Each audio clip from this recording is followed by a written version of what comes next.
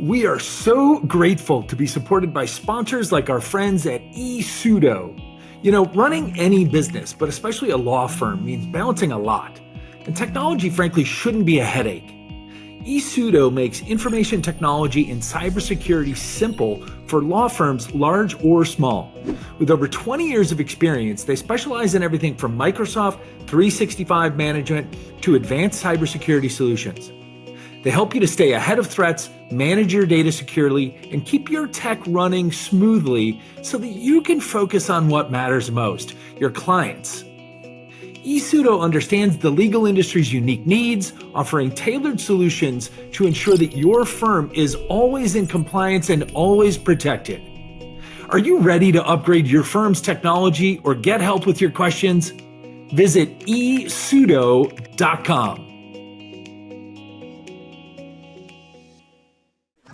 We are so grateful to be supported by these community champions: Sales MD, Team Friday, Realist Lab, Kiana Patterson, Diego Chavez, Jer Boucher, Heather Ryder, Janine Sua, Lily Roca, and Steve Kernan.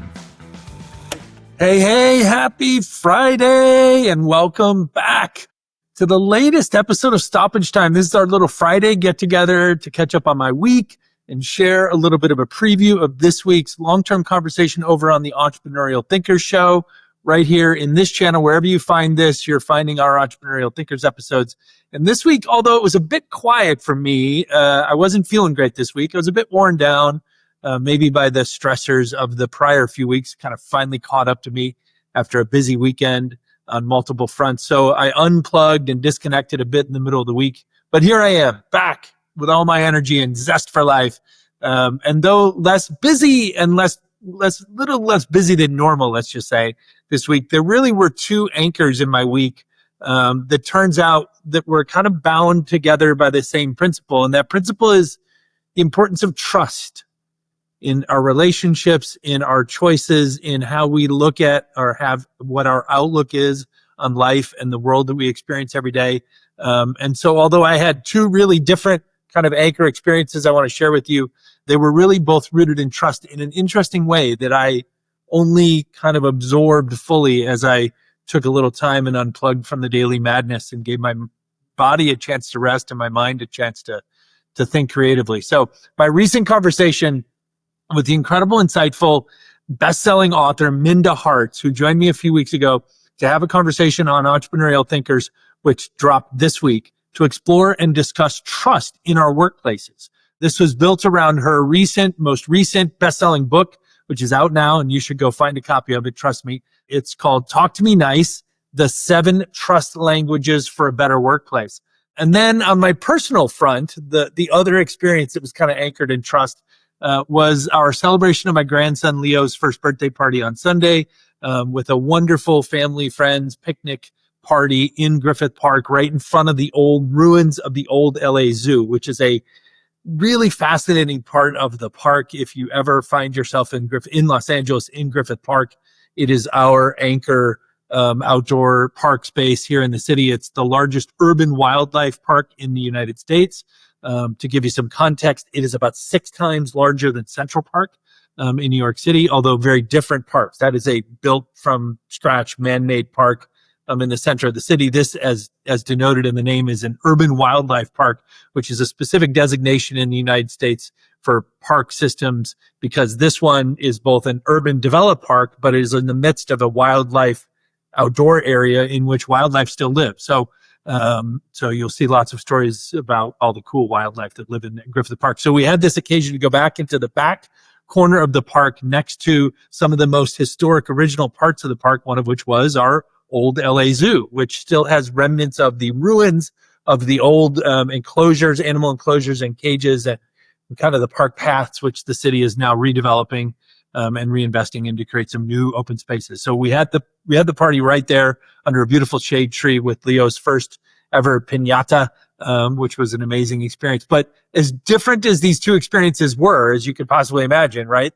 To me, as I experienced both, they were really just deeply rooted in human trust. Minda, in our conversation for the Entrepreneurial Thinkers episode, shared her expertise as a multiple-time best-selling author, speaker, filmmaker and advisor on workplace culture. And as I sat and I watched multiple generations of families, friends, and neighbors come together to celebrate Leo and his parents, my daughter and her partner, Henry, I saw ripples of trusted relationships form, right? Some by blood, some by marriage, most by choice, that connected over a shared trust in one another, right? A shared trust in a common outlook in life, a shared trust in a common shared trust set of facts and truths, a shared sense of place in Griffith Park on a Sunday, which is a very communal, familial space as you could possibly find here in Los Angeles, where families of locals and visitors, immigrants and friends gather together every week to share in the joy and love and celebration or relaxation of just simply time together, food, music, dancing. All of this was going on around us while we celebrated this wonderful, wonderful occasion of Leo turning 1, right? And it's all done because they trust in the beauty and the safety and the accessibility of one of our city's great third spaces.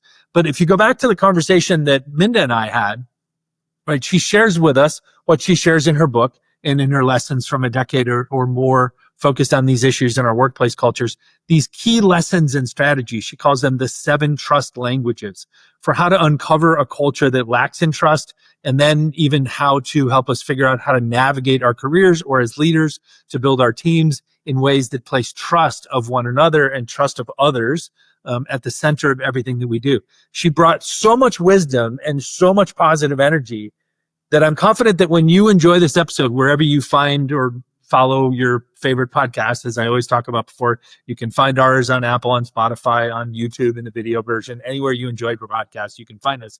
You will probably think that Minda and I have been friends for years, when in fact, this conversation that you will enjoy was our first meeting beyond our digital friendship that we have developed online over the years. And to me, it was that comfort level between us that was so obvious to me, and it felt obvious to her, as she said after the episode as well, and I think it will to you, but it was that connection, that synergy, that synthesis of our relationship that was there because of the trust between us, and respect and admiration, but trust sits at the core of that. And then as I sat there with that, having kind of washed through me over the course of the weeks prior, and then as I rewatched and we edited the final episode release of the episode for this week for you, and I had all those thoughts and feelings as I watched and enjoyed everybody at Leo's birthday party. And I particularly watched him. I always pay attention to him, but I always pay attention to him in crowds of people. One, because just worrying about him as grandpa, but then also I'm just fascinated by him and how he is absorbing and experiencing life for the first time.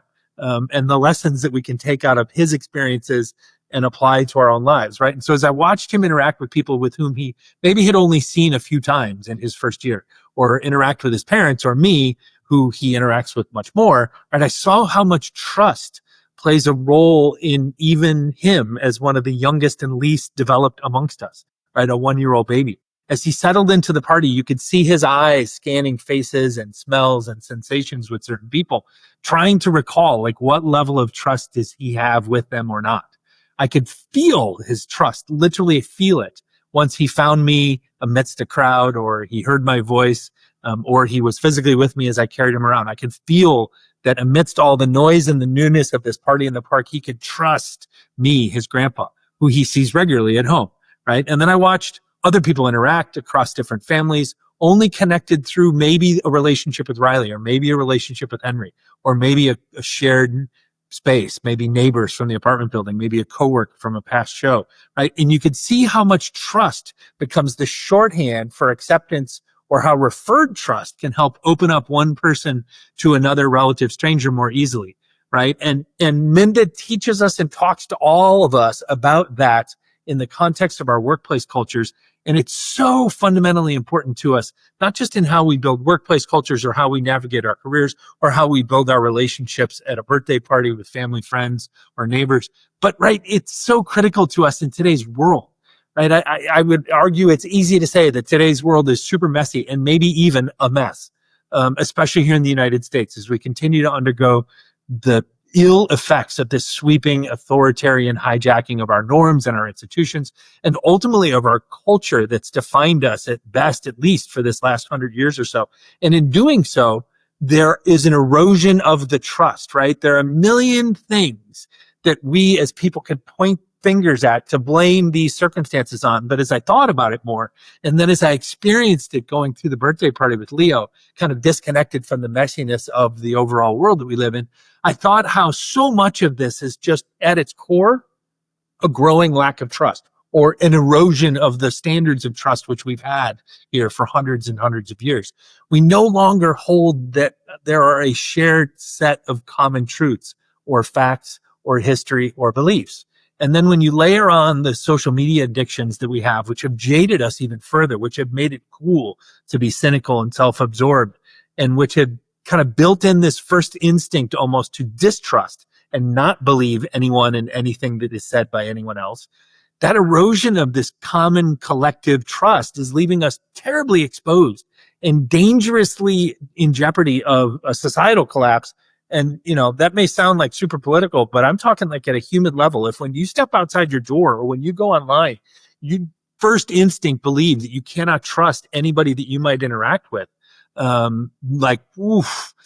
Like we've left ourselves open to just a dangerous slippery slope. So for me, for any community or society or company, business to work, there has to be a baseline level of shared trust in one another, in what's possible, and in a general direction, even as we can disagree and debate the nuances, which we've historically always done, right? But we're in danger of losing that today. And that worries me. And when I get worried about stuff, I get curious about stuff. And when I get curious about stuff, that pushes me to explore these realities, to ask the deeper questions, to push one step further into a conversation with actual experts who are dedicating their lives to thinking about helping all of us better understand ourselves, our systems, our cultures, and our best paths forward. It's why I love and admire these entrepreneurial thinkers that we're surrounded by. And I've taken it upon myself as my mission, as our mission in the Entrepreneurial Thinkers podcast, to go out and find these people in all these sectors and segments of society and industry, because ultimately we need them to show us the way to trust one another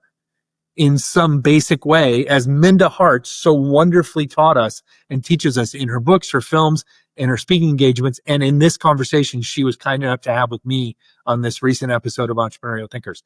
We used to default to trusting people more and to being cautiously distrustful of the obviously bad actors. And now we don't trust anyone, and that's not sustainable. So I'm going to keep showing up each week, exploring our better, best possibilities with these best and brightest blue flame entrepreneurial thinkers, as they say. And I'll keep applying their lessons in my day-to-day life, like I did at my grandson's birthday party, in hopes that, as I always say, as my mom used to implore us, that we can try to leave the world a little bit better than we found it. And both Minda's conversation with me this week and Leo's birthday party proved to me that trust is indeed capable of being rebuilt. And it is the benchmark of what binds us together as humans. And without it, we're in deep, deep trouble. So I'm going to encourage you to enjoy these episodes, to take lessons away from them, and then to take them into your business lives and into your personal lives and apply them wherever you are, wherever you live on this planet, so that through your works, we can do what my mom always wanted us to do, which is to try to leave this world a little bit better than we found it. So with that, peace, happy weekend. I hope you explore and discover some trust. I hope you can spot the places where you've lost trust and you've built up this cynical, edgy distrust of the world around you. And then maybe through the lessons learned through our conversations on Entrepreneurial Thinkers every week, every Thursday, you can find ways to rebuild that and to build confidently as we move forward, to build the better, best version of this world that's on the other side of whatever it is we may be living through right now. We are so grateful to be supported by sponsors like our friends at Plain Text Capital. You know, investing in Web3 and cryptocurrencies isn't about jumping on the latest trends. It's about understanding where the market is headed and why. Plain Text Capital is a digital asset investment firm focused on long-term strategies backed by deep research, backing the best Web3 companies and protocols, and investing in the newest asset classes of the future. They believe that Web3 crypto will drive digital innovation for decades to come, creating significant value for investors. In fact, their team of highly skilled professionals work with institutions and serious individual investors who want clarity in a space full of hype and noise. So if you're looking to cut through the chaos and invest with purpose, Plain Text Capital brings a disciplined, high conviction approach to investing. You can learn more and meet the team at plaintextcapital.com.